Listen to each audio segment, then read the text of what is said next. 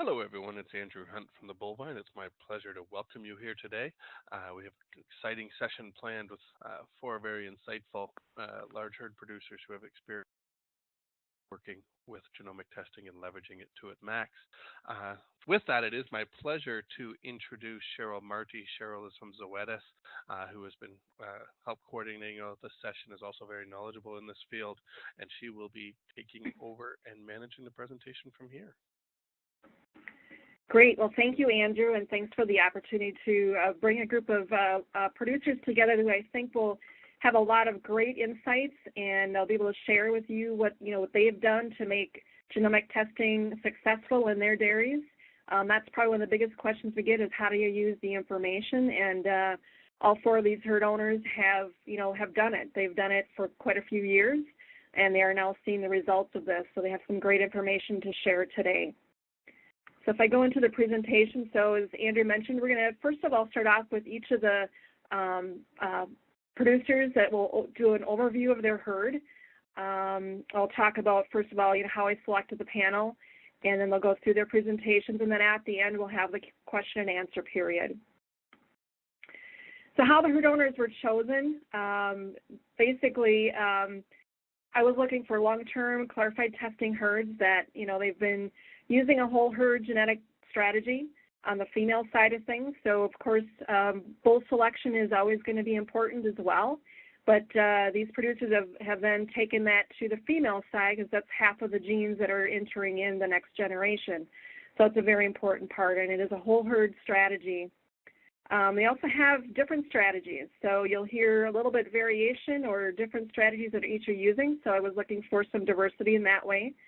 And also they have different herd growth strategies, and they're also working with different AI companies or multiple companies in some cases.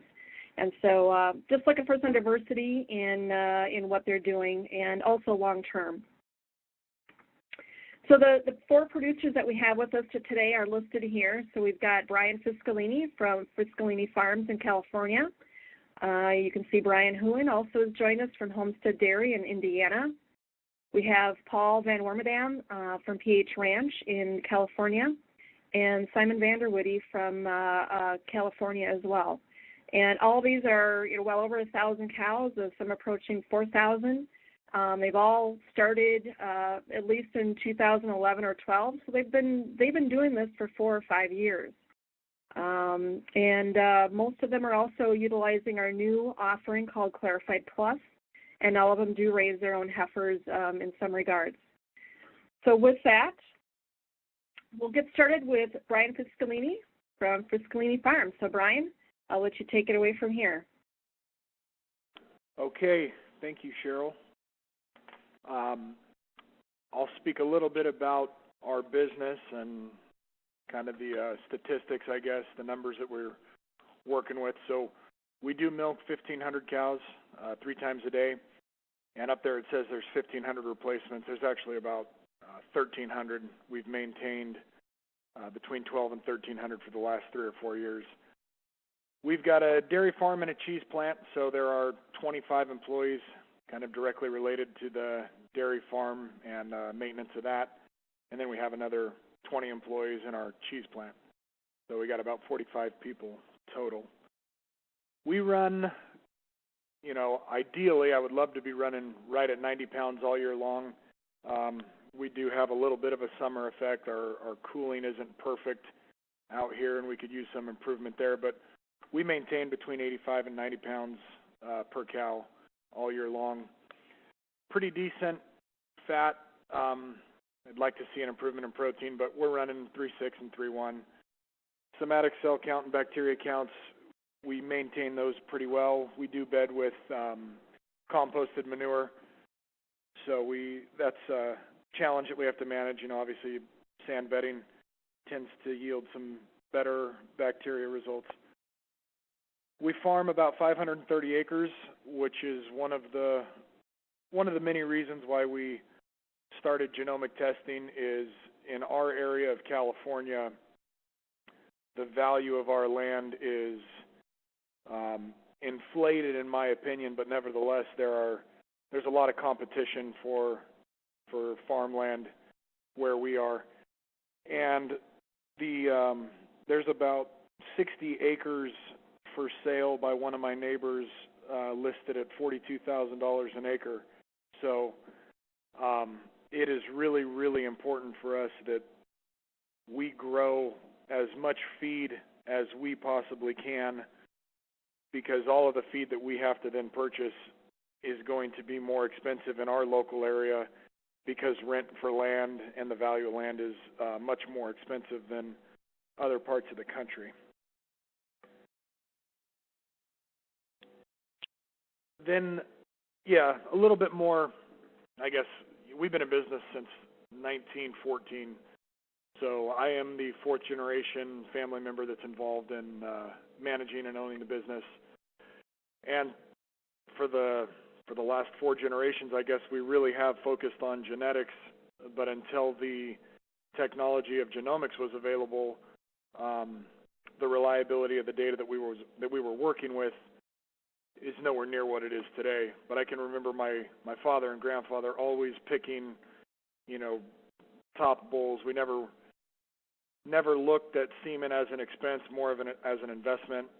So we didn't go with the cheapest bulls out there. And I'm very thankful for that, because the genomic results that we're seeing has a lot to do with the bulls that we've been using for many generations. We started genomic testing back in 2011, I believe, and I was approached by our local Zoetis representative, which is Paul Fernandez, and then Dr. Dan Weigel, just to kind of have a roundtable discussion. There was, 4 or 5 other people from Zoetis in the room that I can't remember all their names now, so I apologize if any of you are on the line. But they had, Dr. Weigel basically identified about 100 cows in our herd that had very, very high parent average numbers. And what his thought was is, let's go ahead and test these animals and see if we have some really high genomic animals as well. And the 100 animals that we tested, he had about 5 that he thought were going to be the top. Well, the animal that actually ended up being the best was in that next tier, probably in the, 15 to number 6 of the best animals in our herd. The best animals in that next tier. So he was a little bit surprised, given the sire and the cow family of that particular animal, that she ended up being the best genomic animal in the herd from a net merit standpoint. So that kind of got all of us thinking that there's more to it than just parent averages, and we need to look at, higher reliability to really pinpoint who the most superior animals in the herd are, and then not use parent averages to think we know who the best cow is. So that's really what started the genomic testing. Now we're at the point where we test every animal within 30 days of birth. So we send off samples pretty much once a month. And then we make culling decisions based on the results of those genomic tests. So my thought is, I'm trying to get to the point where I am literally running my replacement herd as lean as possible. So if I need 1,100 replacement animals, I'm not going to carry 1,101 because every additional mouth that we feed is an expense. And if we can pinpoint which animals are really the ones that we should be feeding, the ones that are going to populate our herd for the next generation, I think that's a very important tool to be able to do. Some of the strategies that we use, I spoke about culling animals early. That's a big strategy. But also the breeding decisions and the matings. So we do use a variety of different stud companies, but we are on a CRI Gen X mating program right now where they use the results of our genomic tests to determine which animals are going to receive sex semen, which animals are going to receive conventional, and then which animals are going to receive a beef breed. So that's something that we've just started. doing breeding with beef semen. We don't even have a beef calf on the ground yet. But I think that's going to, basically you'll find an animal that maybe she's got great milk production, but her DPR isn't great. So you're going to continue to milk her, but you don't necessarily want the genetics that she has related to fertility to come back into your herd. So she may be a lifetime beef animal until we can get to the point where we have, I almost want to call it a super herd of the animals that we really believe do well and maintain and last 5 or 6 lactations, breed back every time. That's really the goal for us. So the traits or the genes that we're really looking at, DPR and milk are the top 2 for us because we do have our own cheese plant. Protein's a big one.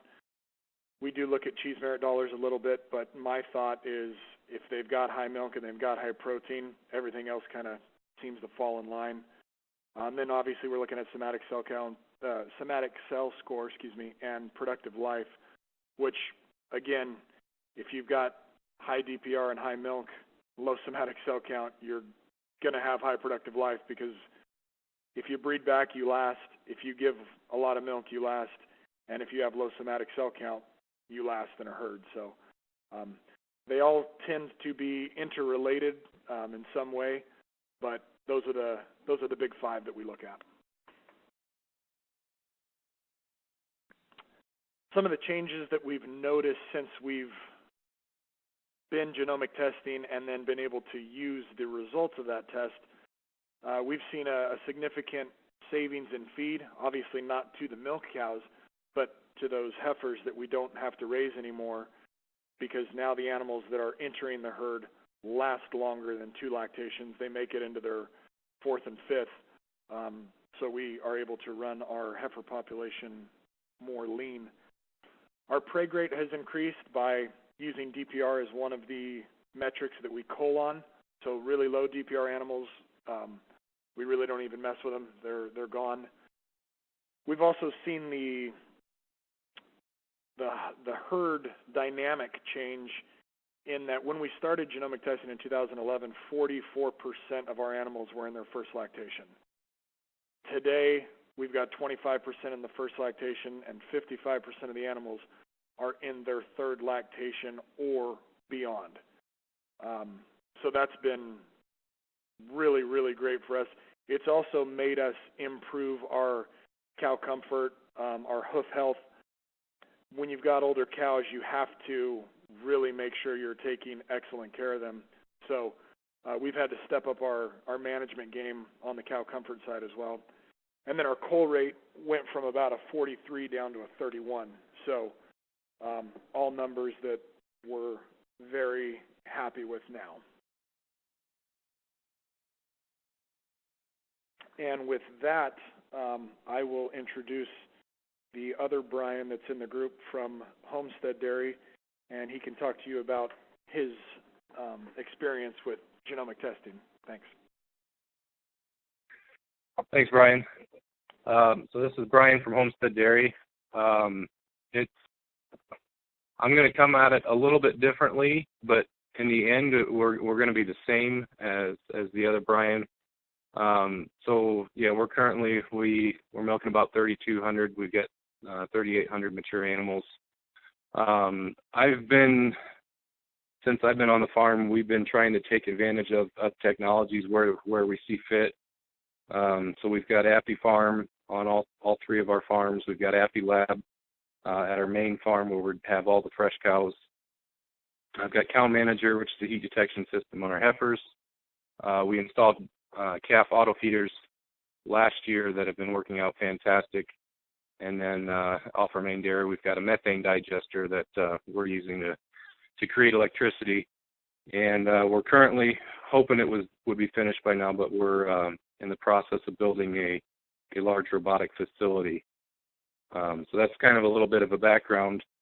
When we, up until about the time this genomic test had started, we were one of our advisors at the time was kind of an old school gentleman who basically did not believe in genetics and said, management is going to play more of a factor than genetics. And so we always believed that. But then when we started,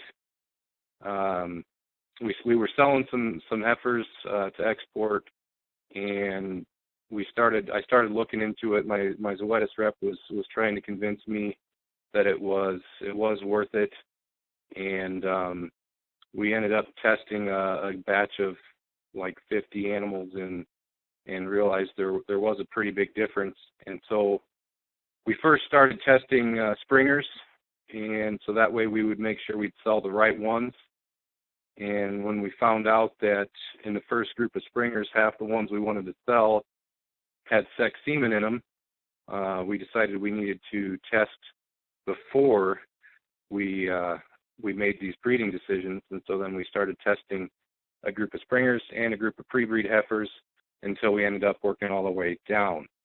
And being that we tested springers to start with, I was relatively quickly able to see the differences based on that genomic test. So having the Affy farm, I could compare actual milk versus genomic milk, and right away I was floored at the differences when you compared the top 25% and the bottom 25%.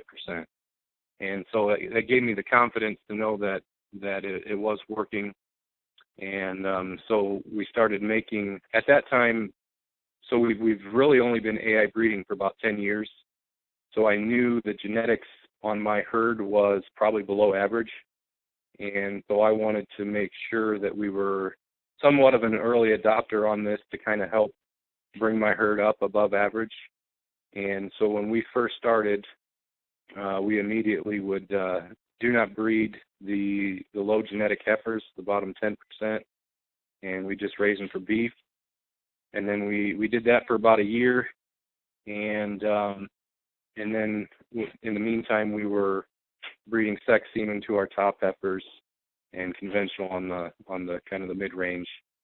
And after that, when you continue to see the differences in your herd get greater and greater, we made the decision to try to do some IVF on the elite animals just to get more animals from our elite genetics. And we've kind of been doing that hit or miss, but it's a constantly changing target that we have on our program. Much like the other Brian, we are in the process of starting a similar program where we're going to do low net merit animals to beef, and then high sex semen based off of a spreadsheet that was set up by my Zoetis rep. We can look at the heifers and cows we're going to breed in the next month, figure out based on our cull rate how many animals we need, heifers we need from that population, and based on their genetics, we can designate whether they're going to be sex semen, conventional semen, or beef. So yeah, we're testing all of our calves at day one, and again, we're only submitting samples once a month. And we've been using a match pair with our heifers, where in that match pair we got 2 visual tags, an RFID tag, and the TSU on each calf. So that way the data transfer is we have less chances of having mistakes.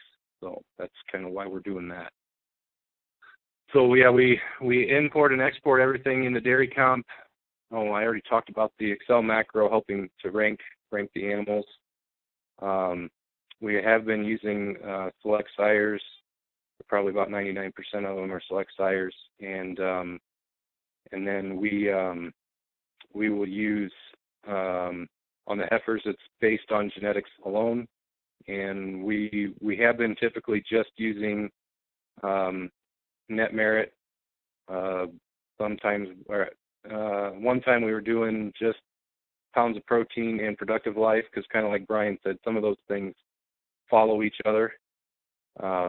And we are going to be switching to the dairy wellness profit dollars, because I just think that's going to be the next step in all this. Just trying to get. It's really interesting when you look at your top heifers based on net merit and your top heifers based on the DWP dollars. It is different, and I definitely think going that direction is going to allow us another way to have a healthier herd. And so all the cows then are mated based on some on genetics and based on the physical observations from the select sires mating specialist. And what else? Changes I've seen. The interesting thing is, 4 years into this, you would think that getting ready your bottom end, you would see these differences in production or conception rates narrow, but it's actually gotten bigger. And the only sense that I can make out of it is reliability is getting that much better as more and more herds are jumping on board, and we're using this genomics data rather than just the parent averages and the herds that do the testing. I think our reliability improving has made these differences a lot bigger. So that's one of the things I'm surprised that we still see these huge differences when you compare quartiles. We have accelerated our net merit dollars. When we started, we were below average, and one of the things I did right about the same time was only to use genomically tested young sires instead of proven bulls, and I immediately saw a big jump in my net merit dollars when I made that switch, which gave me confidence that was a good decision to make. And so yeah, we just kind of continue on that trend, and we'll continue to monitor the on-farm data to the genetics data to make sure we're still confident that it is the right way to go. Okay, and I guess that's mine, and I'll pass it on to Paul, and he can tell you how he's utilizing it. Thank you. Thanks, Brian. I'll tell you a little bit about our farm and why we started in our genomics. We're a third-generation dairy farm. We are on 3 different sites, which can be challenging. We have a home ranch of about 2,500 cows, a second site with about 600, and then we have a third site that we rent that kind of fluctuates with the remainder of our cows. We raise all our heifers. Vertical integration is what we do a lot here. We have about 55 employees. We farm about 1,000 acres. We do on-site composting and for bedding, and we do also sell a lot of compost to local farmers in the area. In March of this year, we started a milk processing plant here on whole milk, and so we're in the infancy stages of that. I'm trying to grow that business as well. Our herd average, 29,000 pounds error corrected. We're in that. We do have some heat issues here in the summer, so we're anywhere from 86 to 90-something pounds throughout the year.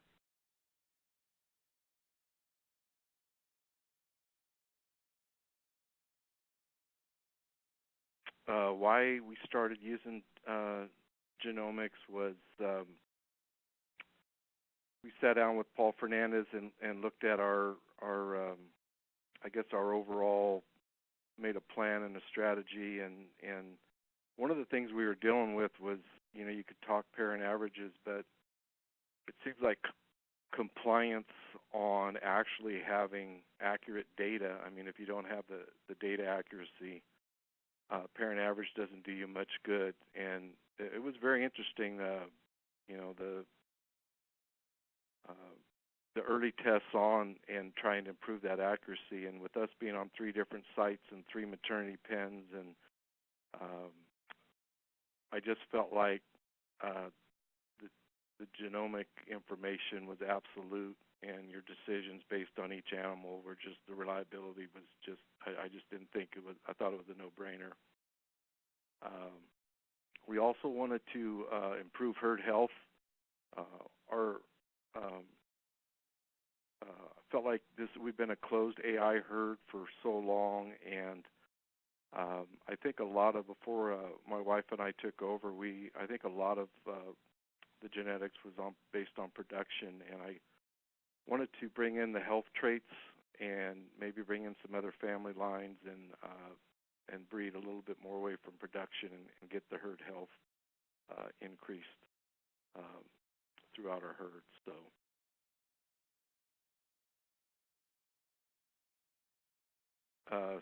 Strategies for testing. We are breeding our top heifers, and we do a combination of selling some lower-end genetic heifers and selling fresh heifers. And we use that, the genomic numbers, the net merit, and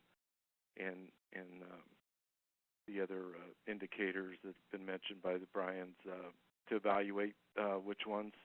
We also visually look at them. We're probably, we've moved from probably in the 40% L1s in our herd to we're below 40 now. And that's probably going to continue to get lower. Productive life is obviously we're all shooting for to get those 4th, 5th lactation heifers, and I think we've seen in our herd our net merit has gone from, I think we were probably an average when we started at 200, and we're over 430 now. And I think also we're going to move. We're probably going to be selling more heifers younger and probably freshening less as we move forward. I think that's one of the things we're debating and planning now.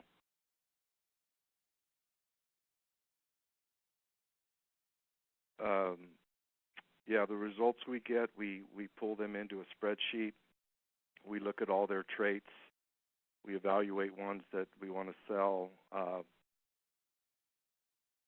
We take the top. We select the top group that we want to mate with sex semen. We select our bulls, and then we actually individually mate with the mating program with our sire team. And then we have the lower end where we'll use some conventional semens for those matings. As I've said, we've increased a lot of our genomic numbers, over doubled our net merit, which was kind of our original goal.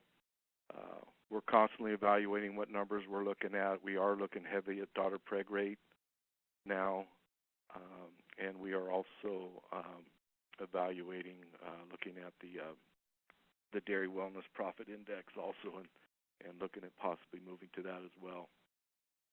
So yeah, we've seen improvement in cows, I would say, in longevity, and I think that's the reason we're going to start selling more heifers. I think we're pushing cows out of the herd that we don't need to be pushing out. So.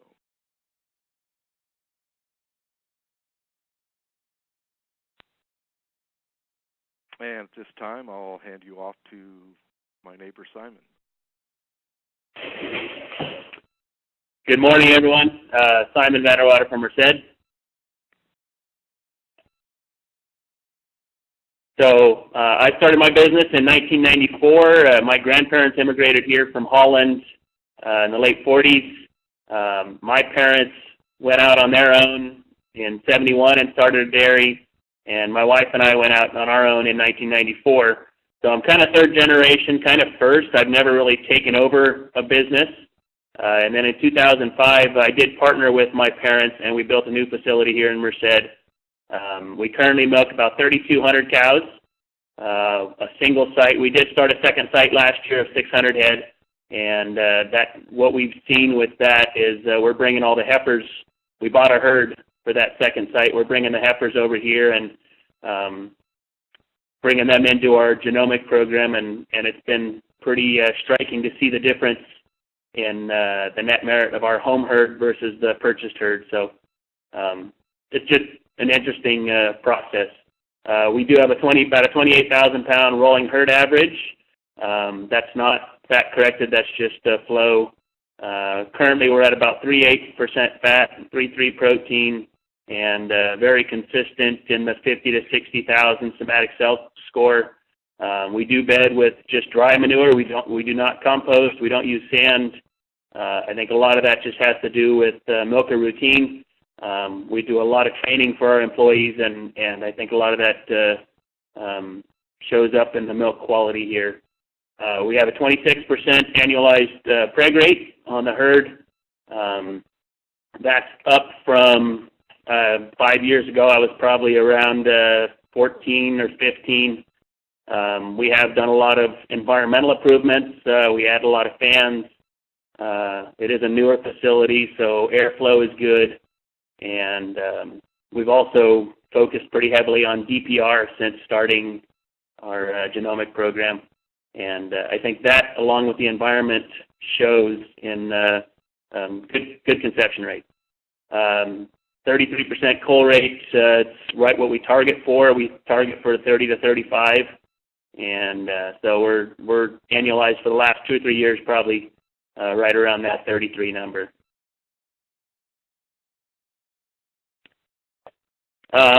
We started genomic testing in 2012. I got together with Paul Fernandez and Colton Green and Gavin Staley. Those are the three that kind of helped us walk through this process at the beginning. We decided, we were going to do some culling, so Paul Fernandez stepped aside, and we brought in some other Zoetis representatives. Just kidding, Paul. So our goals were to improve genetics and speed up the genetic progress. In talking to my accountants, we had 3,200 cows milking, and we had 3,200 heifers that we were feeding, and we were trying to figure out what we were going to do with all those heifers, because I had been in growth mode for 15 years, and now it hit a point where the facility was full, and I wasn't looking at starting another one, so we had to look at how to go ahead and move our business forward in the best financial manner. So yeah, we sat down with Zoetis and Genex at the beginning and developed a program that would not only expedite genetics, but would also lower the number of heifers that we were feeding on site. Our goal was about 75% heifers to the number of cows that we had. And through genomics, we were able to also target some of the newer genetics in the virgin heifers, and try to capitalize on, I think, what we would all agree are the most progressive genetics in our herd. The best genetics are in our virgin heifers. So our strategy from the very get-go was to test everything under 12 months of age so that we could use that information to determine breeding bull selection in our virgin heifers. Since that time, we have moved to sampling everything at birth. We submit our samples every 2 to 3 months. That way, if a calf goes to the calf ranch and dies on day 1 or 2, we pull that sample out and don't pay for it, but everything gets collected on day 1. Some of the things that we found when we started is that about 25% of our animals were mislabeled as far as sire or dam. We thought we did a pretty good job here of recording that, but apparently there were some big holes in what we were doing. So that was one of the big surprises to us when we started the process. We were also one of the herds that Zoetis used to collect wellness traits. when they were putting the Plus program together. And to date, I think we've collected 6,000, 6,500 samples, something like that. And we have since switched to Clarified Plus.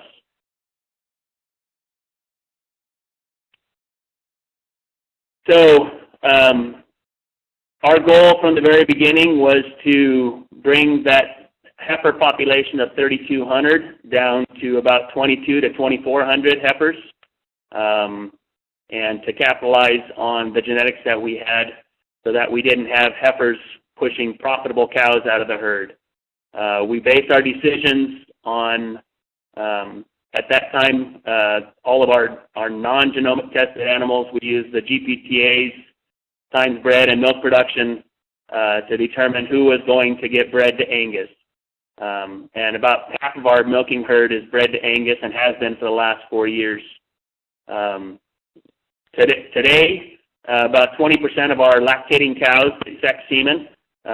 If their DPR is good and they're a well-rounded animal, we will target some of those lactating cows with sex semen.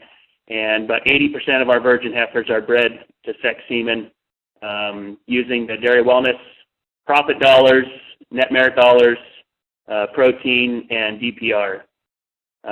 Also, just this year, we started an IVF program to expedite the genetic progress. We're still in the infancy in that program. We are doing it on a very commercial scale. We're not really targeting individual animals. We'll take a group of 20 or 30 animals and collect oocytes, and a lot of them are pooled, so we don't even, we pool 2 or 3 cows together, so when those embryos are placed, we don't even know who the mother is yet. They're just out of a pool of really good cows.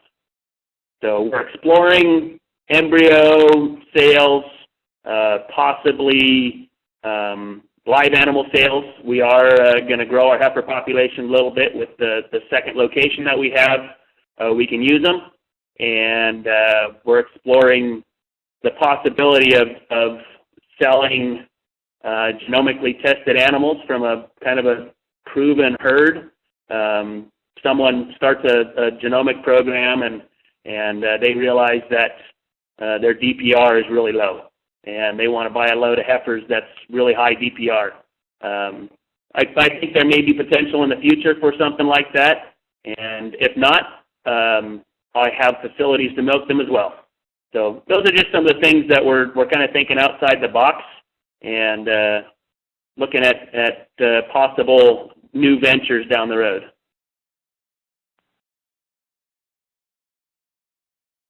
So over the last 4.5 years, we've seen a great improvement in the net merit of our heifers, and I monitor on my Dairy Comp 305. I do a monitor report every month, and we just take a snapshot of our heifer population, the net merit of our heifer population, and we see that grow 10 to 15 points a month. And so it's a pretty steady improvement in the net merit of our young heifers. And we also, I don't do a snapshot on the dairy wellness profit dollars, but that's something I may add to that report as well. We're no longer forced to cull the good cows to make room for our first lactation heifers. When I look at the production summary on my herd, I see a lot of those animals over 130, 140, 150 pounds daily milk, and they're not your first and second, sometimes third, but they're not your first and second lactation animals. These are your fourth, fifth, sixth lactation animals that are paid for, but are still very, very profitable animals to milk. For one, because they're already paid for, and for two, because they have good flow. And a lot of those cows, we're not, some of them we do breed back to conventional Holstein semen. A lot of those we're breeding the Angus semen, and we're not making more of them. Now that's maybe a question that we can reconsider, but that is part of our strategy. We're also today feeding about 1,000 less heifers. Our heifer population today is around 2,300 to 2,400 head, and it's a very comfortable position. I have plenty of heifers to repopulate my herd, and everything is going well.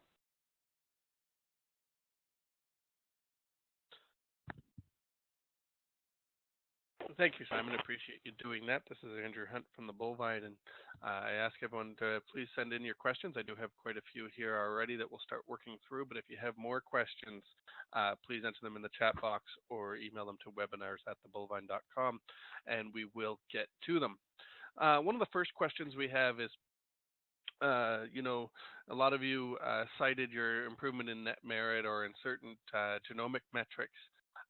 But a few of you also mentioned kind of more on your bottom line metrics, things like number of percentage of the herd is in the different lactations, or how many animals less you have to milk. What has been the biggest business success factor beyond just the genetic numbers that you have seen in your herd? And maybe we'll go in reverse order. And Simon, maybe for yourself, you did mention about your improvement in net merit and looking at deep dairy wellness dollars, but what are some of the things in the herd that you think have helped make it that much more profitable? Yeah, for me, I mean, it all boils down to net income per cow at the end of the year. So if you're feeding 1,000 less heifers, that definitely helps your net income per lactating cow when it's all said and done. Also, the Angus project, starting that 4.5 years ago, we hit that one pretty well. So it really helped our bottom line selling. We raised them up to 550 pounds. So having that income stream over the last few years has been a great asset to our business. Just in the herd, I think we've seen our DPR improve, and I think we can all agree that improved reproduction and possibly even increased numbers of lactations for animals are profit centers that we can't deny. I gotta remember to unmute my phone. And Paul, for yourself? Yeah, along the same lines, I think the fact that we can sell heifers as a profit center, and the heifers that we're selling are quality heifers. Our average is 200, which is the herd average. So we have a pretty easy sell on our heifers in our herd. Our quality is pretty well known, so that's nice. Yeah, and then just the productive life, I think, is that pays back every day. That you get in your animals with them lasting longer, and then obviously as you reduce heifers, you get the same savings that Simon mentioned. And Brian from Homestead Dairy.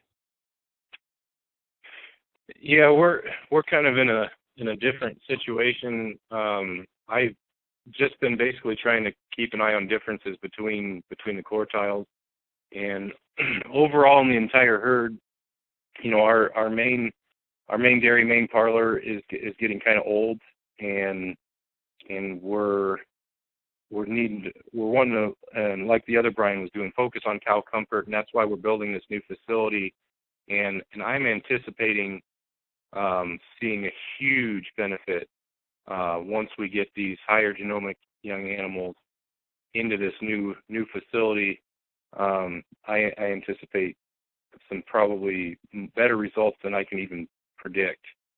And that's, because right now in preparation for that, we're overcrowding our close-up pens, we're overcrowding all our other pens, and that kind of, and that's the other thing, genetics is that last 20%, and if you don't do the first 80% right, the genetics aren't going to shine, and that's kind of where the situation we're in now is we're not allowing these genetics to express themselves as well as they should be, and I think that's where, you ask me this question a year from now, and I'll be able to give you a lot better answer.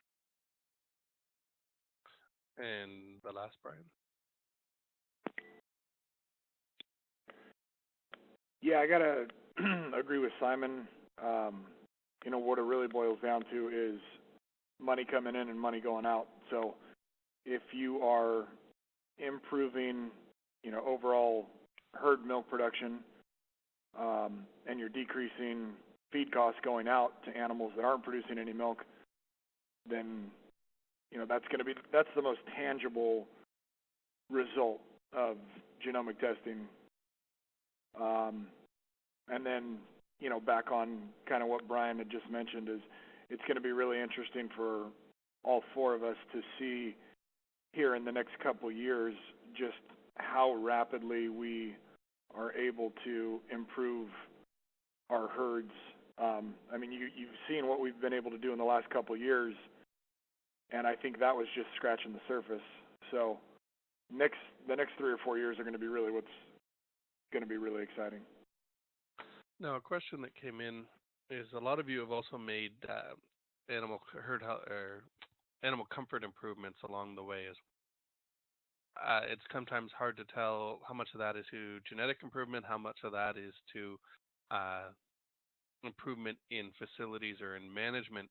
How would you answer someone that maybe thought maybe most of that might have come more through improvements in process and facilities than in genetics?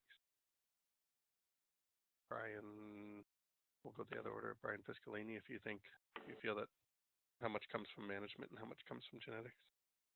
So I'm probably going to steal the answer from the other Brian, and I apologize right now, but when he was talking about how he breaks things down by quartiles, if you improve your facility and you're still noticing, which I'm sure all four of us do, when you break down, say you want to break down your peak milk by genomic milk, or total milk by genomic milk, whatever number you feel is the most accurate, and you still see a significant difference from group to group, then it seems fairly clear to me that the improvement that you made in your facility impacted everybody, but those that had the genetic potential to be even better still were, and they still express that. And Brian, Paul, or Simon, do either of any of you have any comments to add to that? This is Simon. I would just add, I have to completely agree with what Brian just said, and I agree with the question. I think environment, as the other Brian said, it's 80% environment, 20% genetics, but if you can do both, then you're really capitalizing on your dollar. Question for you guys is a couple of you mentioned about breaking them down by quartiles and different ways you use the data. One in light, how do you guys manage the data? Because there's a lot of data here. Or do you use Excel, or what have you been using? I'll start with Paul. How do you manage your data when you look at things? What programs and how have you been using it? Yeah, we'll download it into Excel primarily. I think there's another program our SIRE analyst uses also, but yeah, I like it in a spreadsheet to look at everything. And I will say a little bit in that last question is, yeah, the quartiles, we looked at it very, very closely when we first started, and then when you start getting the results back and you see these animals in your herd, we're on an older facility. We probably haven't done much in improvements, but yet when we break down our quartiles, you can really see the difference in the animals. The top genomic animals are the top quartiles are outdoing the bottom quartiles, out here in my facilities. And the only thing we've done here is probably added cooling in the last year, which is long overdue out here, and we've already seen a bump, we think, from that just in our breeding. So I have that factor to kind of figure out how it's affecting my numbers, whether it's the cooling and the genomics together. But yeah, that quartile thing, and I think we were probably all skeptics when we first started because it's all new. But when you start looking at the data, there's a definite correlation of animals that are supposed to be performing that are performing. And for Brian from Homestead, how do you manage your data? Oh, I like data, so mainly I pull it into Dairy Comp because it's easier for managers to understand, and I'll put that data on their reports, and they know what protocols to follow based on that information. I'll look at in-light occasionally just to see trends, but then I also have the gals at the lab probably 2-3 times a year send me a master spreadsheet in Excel from all animals tested, so that way I do have the capability to look at it in Excel as well. So I kind of do a little bit of everything. And Brian Fiscalini? We mainly use Dairy Comp to pull the data in, and then we can sort animals by the traits that we find most valuable. And then I look at Inlight, similarly, just to follow trends. We also have our the people that do our matings for us at GenX. They'll provide us a report every quarter just to make sure that we are trending in the direction that we want to. And there was one instance where we actually took a dip in the genomics. There was a few bulls that we were using that actually had some traits that did not transmit quite as well. So it's good to pick those up early, especially if you're in this for the long term, like most of us are, and you're not just looking at getting animals pregnant, but you're looking at what you're breeding them with and what the long-term impact is going to be.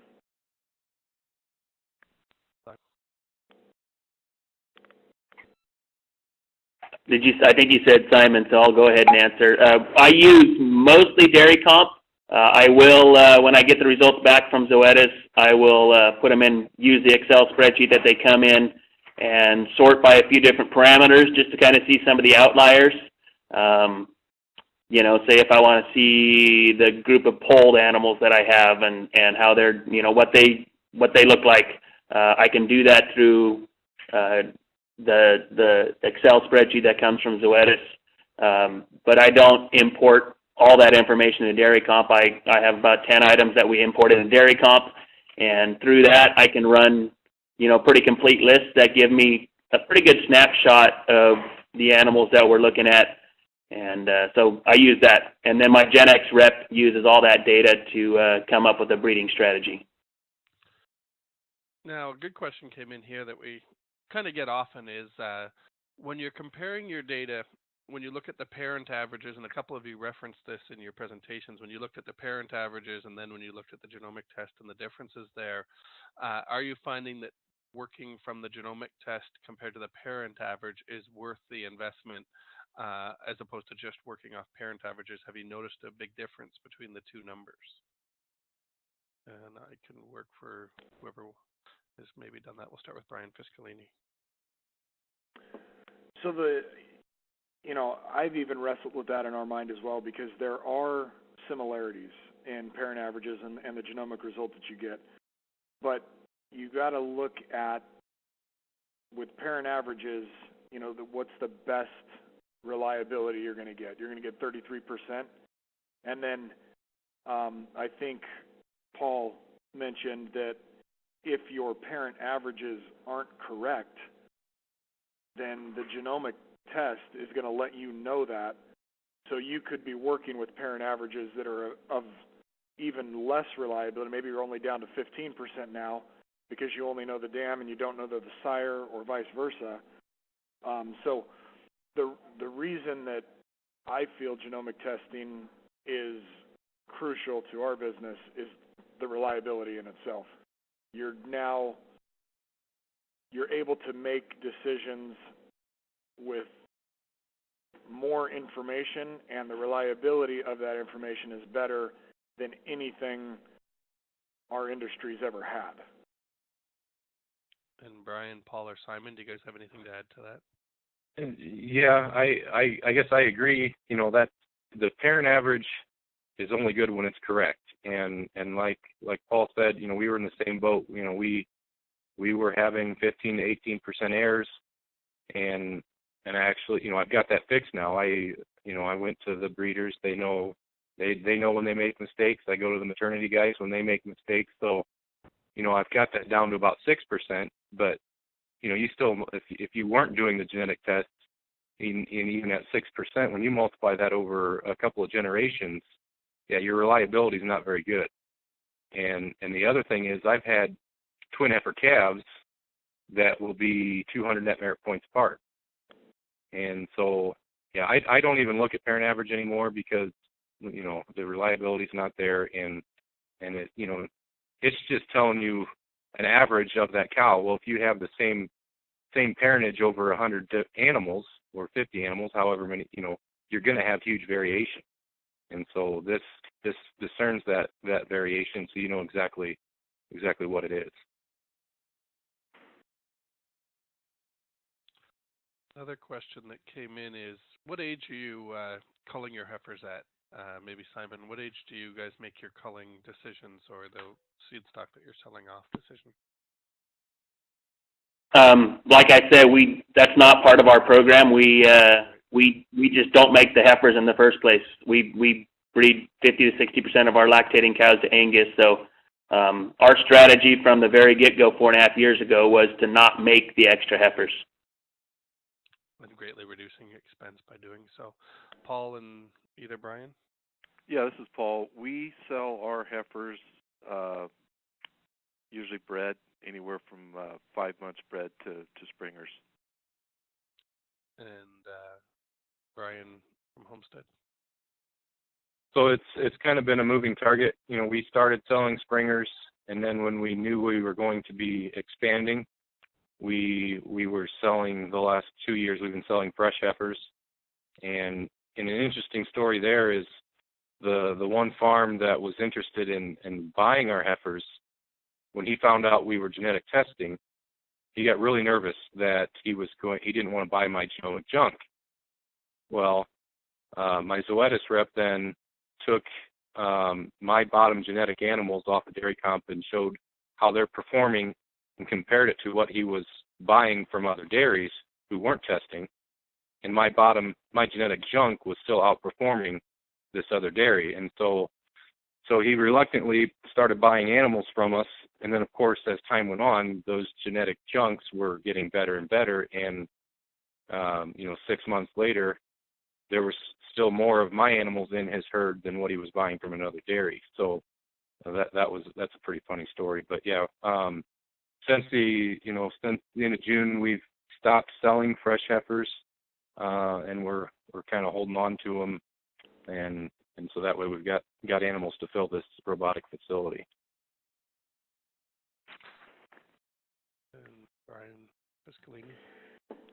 If the genomic result could come back within an hour of a calf being born, I would sell them then.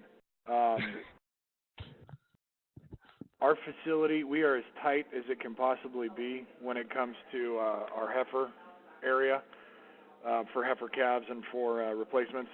So I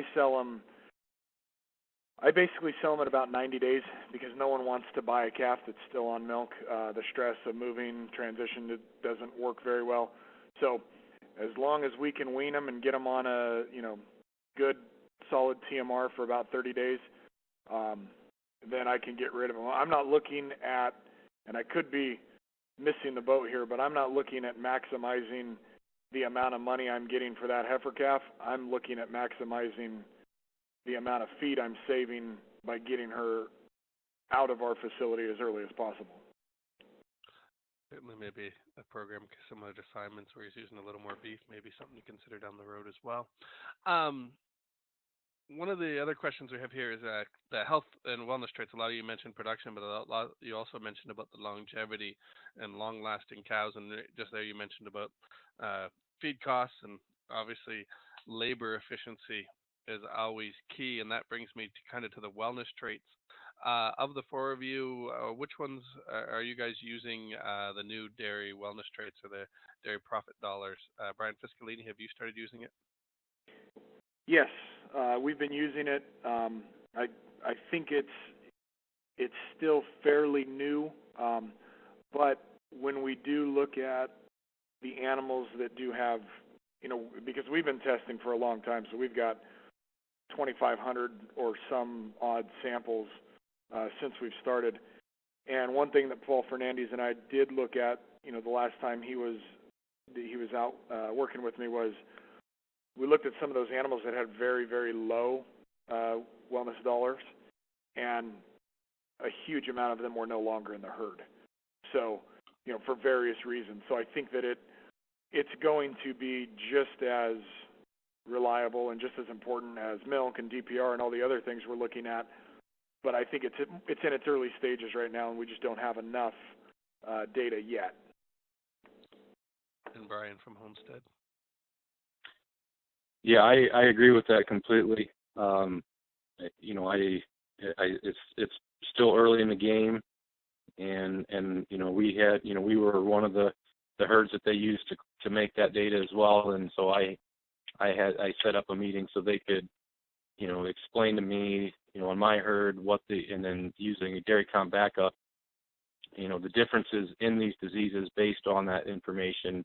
And yeah, right now the reliability may not quite be as good as some of these other traits. I think it's going to get there, but it's also good enough that I really believe it's going to be huge. And so I wanted to make sure I'm starting to mate my animals according to that data, so that way in the future we've got more animals that are healthy and not have these issues. And Paul? Yeah, we're currently not using it. I think we're going to probably evaluate it and look at it and sit down with Zoetis and see how it would benefit our herd. But this time we're not using it. And Simon? Yeah, our objective is to make longer-lasting animals so that we can keep them in the herd longer, because those older ones are very profitable. So the wellness traits, when they went back and gave me the plus data on all the animals that they had used, and then we started running correlations, it's far from a perfect science, like Brian said, but at the same time, it's the best available technology we have, and there were strong correlations there still. So whether it was, times lame or times mastitis or any of those sorts of things, it's the best available tool we have. One of the interesting things, and it ties in here with using Clarified Plus and health and wellness, is a lot of you didn't always mention the first stat you didn't share, or you shared, wasn't always the total production increase. It was actually the longevity increase you've seen in your herds and improvement over this time. Was that when you first started breeding, were you looking at longevity, or is that been a side effect in the breedings, and is that an area that you put more focus in that maybe a test like Clarified Plus and these other things will help with? Maybe Simon? Yeah, I think when you take all these different factors, it gets very difficult to kind of combine all of these data points into a cow. But that's what, when we started with Clarified, we focused very hard on DPR, and we let projected milk slide, and within a year we could see it in our heifers that, whoa, all of a sudden we're getting a bunch of minus milks back, and we were able to kind of pivot and turn pretty quickly on that, and change our focus a little bit. So yeah, we're looking for a perfect cow card to me is fresh, bred, pregnant, confirmed, dry. And if she's a relative value 104, 105, that's fine. That's a profitable animal that's going to stick around. And Paul, have you noticed those changes in your breeding selection as well as where you're headed in the future? Yeah, I'm probably going to look at it pretty serious. That longevity of that cow just pays back day after day, and just makes everything else more profitable. So, yeah, I will definitely be evaluating it. And I'm kind of a data guy. I hate to get behind. I know it's been out a little bit. Sometimes you debate, are you splitting hairs on information? And but yet, if you don't have it, you can't use it. So, you're going to invest in that if the heifers are your next generation and your livelihood down the road, I think the best information out there going forward and using it as a tool is the only way to go. Brian, at Homestead, what have you seen changes do you see coming in your selection process or process that way? Well, it's kind of the same thing. I'm we see. I haven't seen like I said, average production up a whole lot. And again, I think this is it's not necessarily genetics. It's more the management, and that we're trying to fix that. But the bottom line, and I think all four of us are the same way. We want to continue to get a better herd, and we all might have different opinions on what that herd looks like, and that's the beauty of this is if you've got this data and these options to go different directions and still end up with very high genetic animals, high performing animals, long living animals. And we're just trying to set the stage for when we do get this construction finished, that it's just going to flourish. And so that's been the unfortunate thing for my situation is I know the genetics have improved, and I just haven't, because of management and facilities, I haven't been able to really see it. But I know if you were to ask me that question a year from now, I'll have a lot different answer. And Brian Fiscalini? Yeah, I think it's pretty simple. The other three covered it really well. I mean, just in our situation that we reduced our first lactation population as significantly as we did, and now 55% of our herd is in their third lactation or over. So by that point, I mean, that over half our herds paid for themselves. So that's the proof's right there for me. Not a whole lot more kind of needs to be said about how valuable productive life in DPR is.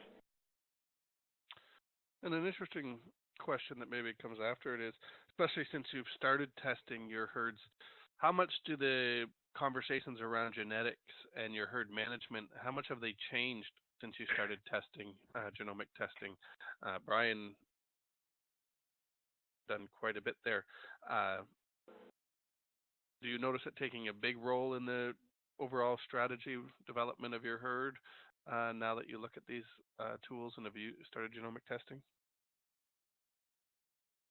So what you do, what's really interesting is there's still a lot of critics about genomic testing.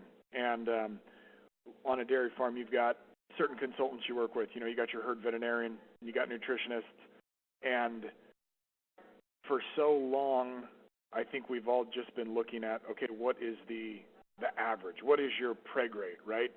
So if you've got a 25 or a 26 or a 30 preg rate, you're doing amazing.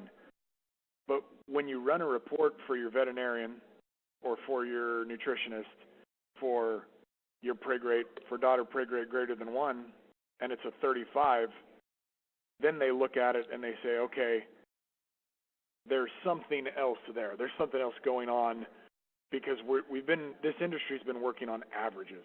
So what does the average cow do? Well, I think we're seeing the shift that these superior animals are doing. They have the potential. So nutritionists, you got your high group of cows and they're feeding for 120 pounds, but you've got cows in that pen that are making 150 pounds of milk. So I think that you're going to get to a point where we're dialing this in so specific to what the potential of the animals are. And there may be some nutritionists and some veterinarians that aren't that excited about it, because it's easier to just feed the whole herd one ration, because for 5 years the herd average has been between 86 and 90 pounds. Maybe some of the other panelists, how have the conversations changed on your dairy since you implemented genomic testing?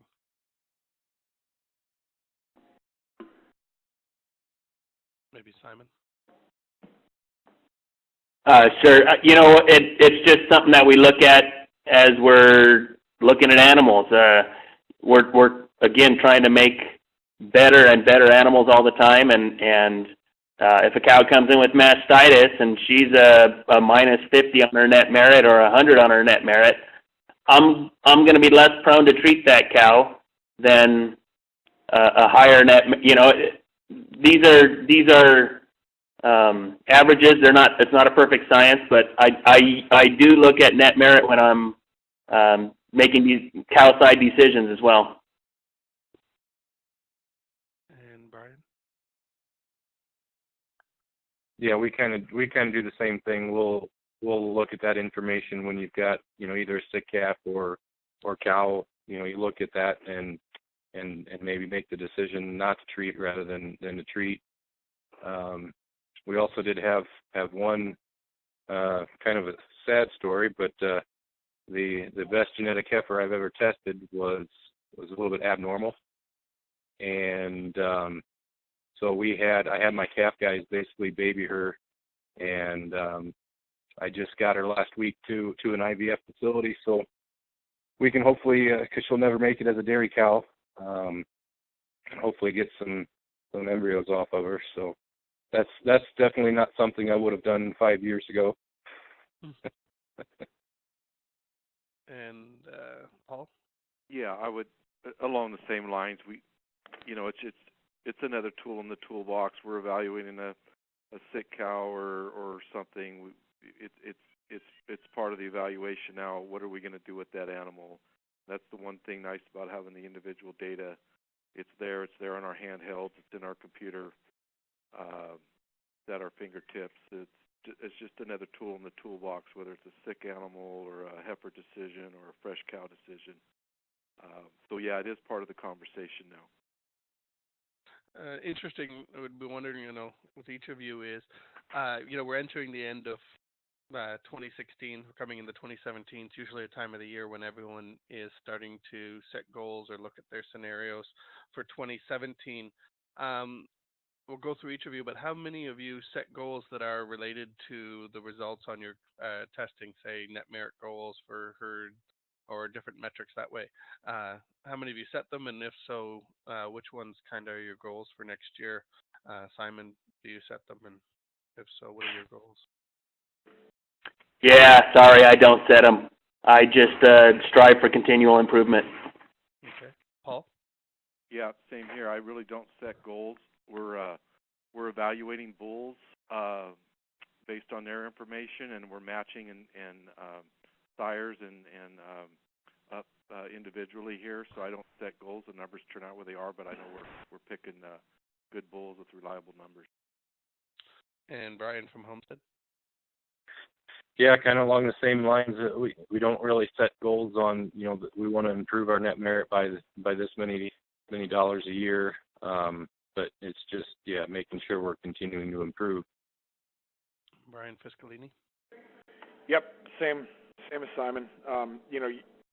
We don't set a specific goal, but as long as we see that the improvement is continuing year after year, then that allows us to know that we're making the right decisions. And then maybe I mentioned there, I think Paul and Brian kind of mentioned theirs. Since you've started testing with Clarified, has that changed the conversation you have with your AI companies? Has it changed kind of how you're breeding or how you look at investing in genetics? Maybe Brian Fiscalini?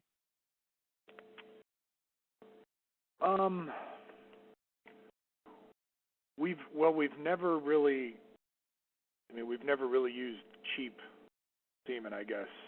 So we've always been looking at the bulls that have the traits that we want. Now I think now with genomics being available, we just know what traits are maybe more important or transmit better than others. So with their stud company specifically, the only push, which when you're one dairyman with 1,500 cows, you don't have a whole lot of influence, but the only push is every time I talk to anybody that works for a stud company is, why don't you have more super high milk and super high DPR sires available? And Brian from Homestead? Yeah, it's kind of it's always a moving target, and it's just trying to figure out other ways to maybe speed up your progress, whether it's IVF or, I started being on Select Sires ART program, so where they're sending me some embryos that, from females and bulls that are stuff that I couldn't even touch, I couldn't purchase. And so we started that 2 months ago, so I'm real excited to see how that plays out in the next year or so on what those animals will do. But it's just continuing to find those tweaks to your programs that you got, and finding other ways that you can utilize this information to have a better herd.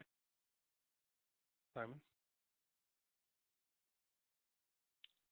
Yeah, the genomics just allows you to see if you're moving in the right direction quickly. You can look at your 6-month-old calves and see if the decisions that you made 15 months ago on breeding are materializing. And you don't have to wait 2, 3, 4 years to see that materialize. So, like I said in the beginning, we focused real heavy on DPR and let a few other traits slide. But we were able to see that coming and turn. So it allows you to change more rapidly. Paul, did I skip you there by accident? Sorry. No, but my answer is going to ditto them. But you're going to move your genetics forward the quickest. And you're targeting your top heifers, your best genetics, as Simon said earlier. And so that's your investment. I mean, you have that information to make those decisions, and just I just think the fact that you can not wait on proven bulls and how long that takes, you could just speed up your herd genetics rapidly.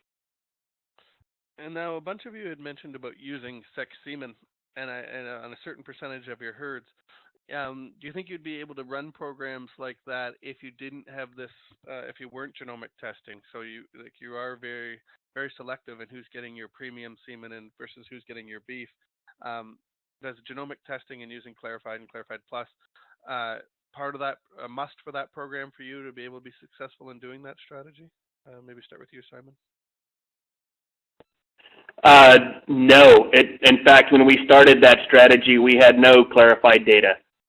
We were using, their parent averages and that sort of information to determine who was bred to Angus in the milk herd and to determine which ones of our heifers we were going to breed to sex. So it wasn't necessary, but it is certainly a tool that we use in that decision process now. And the sex semen that we use in the lactating cows is on cows with higher DPRs, cows that we run a better chance of getting, utilizing that sex semen effectively.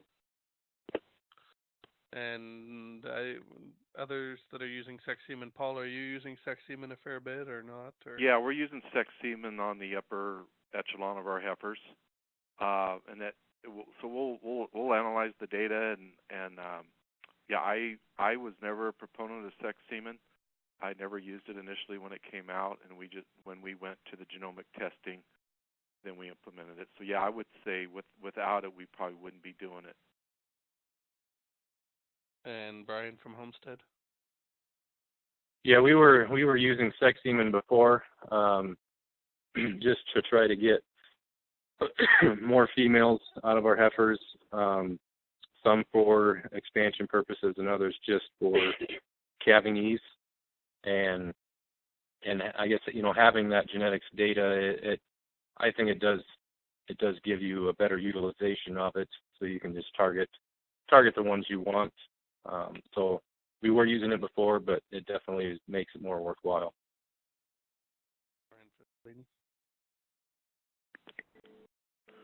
So we've been using sex semen for a long time, and we're going to continue to use it.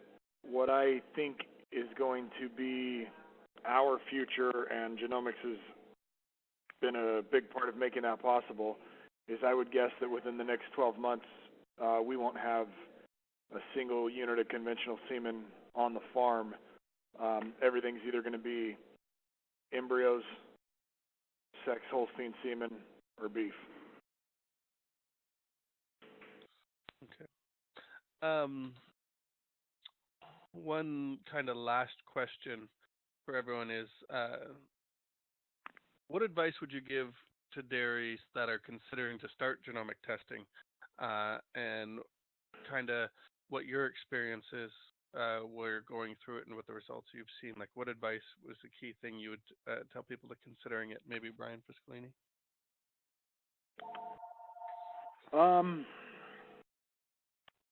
Well, I think that if you're on the fence, you're considering it, and go to one of your neighbors that has been doing it, and just run some reports to see how the animals that have the genetic potential to perform, how they're actually performing, versus the animals that have poor genetic potential, how they're performing. And I think just by looking at that alone, it will be a fairly easy decision to make. And then, the other thing is that I've got some of our neighbors that complain about the, well, that's, you got to pay for the test. When you think about it, if you're going to pay $50 for a test, whatever it may be, and how many days worth of feed is that? I think that's where I look at it.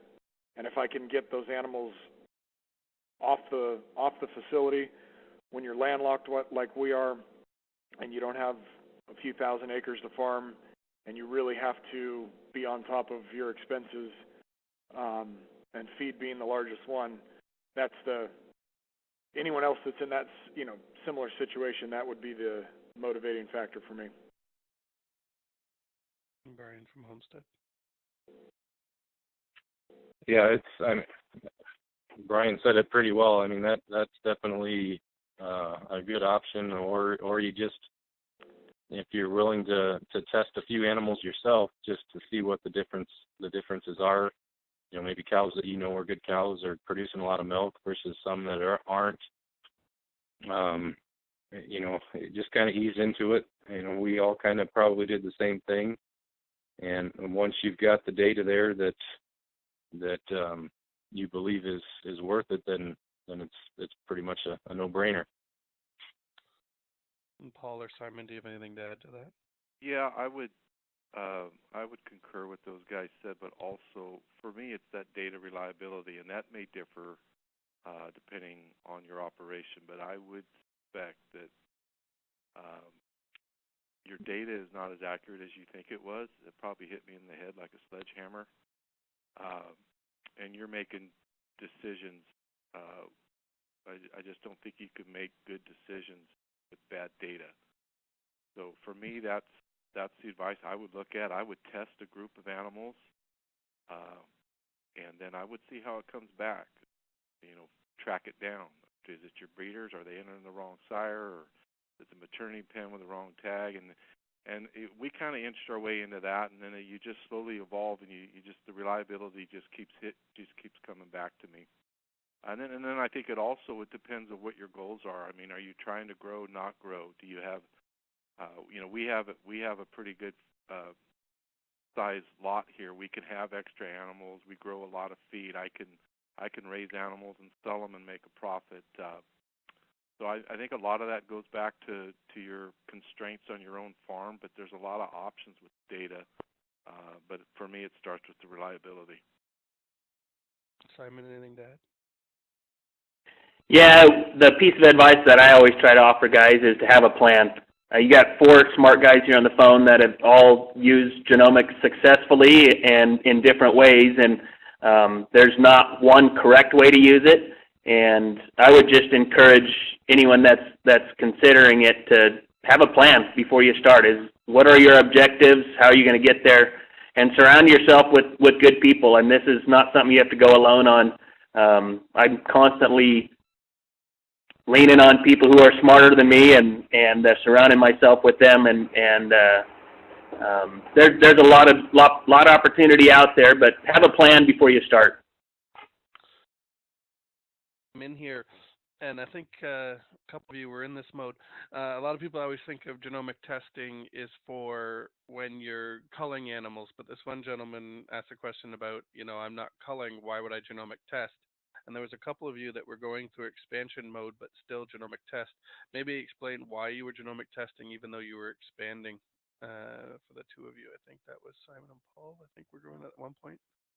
Well, that the reason we're still testing, even though we're not culling animals, is again so that way we're making more genetically elite animals. So that way when we do our expansion, we have better animals to fill that barn. And so that's why we haven't stopped testing. And even if you're not culling animals, like Simon and Brian, they're using that information to figure out the animals they want to breed back to, and then the ones they don't, you just breed them to beef, and then you're done with it. So it's all about making a better herd. So whether you're culling or not culling, it's the same end. You want a better herd. And anyone else have a comments to add to that about why when expanding? Well, I mean, the only thing, this is Brian Fiscalini here, the only thing that I would say is 5 years ago we weren't culling either. So we've been at 1,500 cows for over 20 years, and we thought it was, normal to have more replacements than you had milking cows. And I'm not going to say that it was only genomics that was the reason why we were able to maintain the cows in our herd longer. Obviously, we had to do some changes with our facility and step up our cow management game. But my goal's always been how lean I can run it. And if I can maintain 1,500 cows with 1,000 replacements, then it's kind of a no-brainer as to why I want it.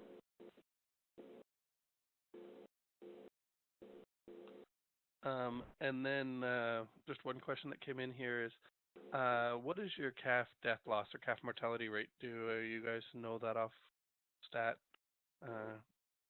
Maybe Brian Fiscalini, do you know your calf mortality rate? We're at under 3%. It's closer to about 2.5%. And Brian from Homestead? I'm assuming we're talking live calves. Yeah. Yeah, we're running about 1.5%. Paul? Yeah, we're less than 3%, probably between 2.5. Simon?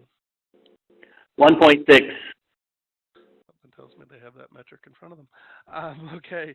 I want to thank everyone that I think a couple of key points kind of came out here today, and I appreciate you guys sharing that with us. One of kind of the quotes I love and that you mentioned here was, you can't make good decisions with bad data, and you've all talked about using data to manage your herd and using the numbers, and obviously genomic testing validates that data, and I think that's a key point that we all need to remember when we're trying to make decisions about our farm. Many herds I've worked with, the accuracy of their data in all aspects can be the pivotal success or failure factor in whether they achieve their bottom line performance. So I think that's one of the great things that genomics does allow us to do.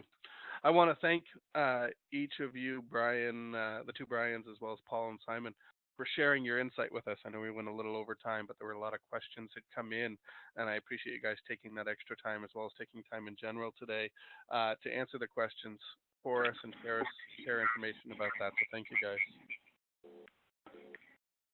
I would ditto that too. Thank you guys. Very good, and I learned some new things from each of you today as well. Thank you. It's always great to learn new things. With that, I wish everyone a happy holiday season. I know it's a busy time for everyone, and I appreciate you joining with us today.